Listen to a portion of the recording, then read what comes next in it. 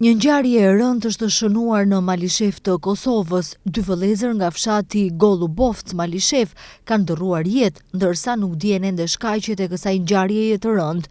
Mediat e Kosovës raportojnë se i dyshuari është dhëndri i familjes dhe është në arrati. Sipas njoftimit të policisë së Kosovës, ngjarja ka ndodhur rreth orës 11:30. Lajmin e ka konfirmuar zëdhënësi i policisë së Kosovës, Sheremet Elezaj, i cili tha se është identifikuar edhe personi i dyshuar për veprën.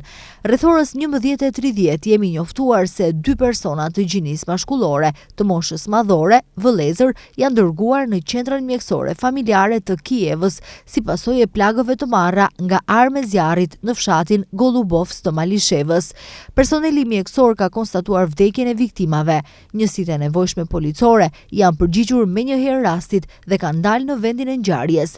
Lidhur me rastin, deri më tani është identifikuar një person i dyshuar, gjithashtu mashkull i moshës madhore.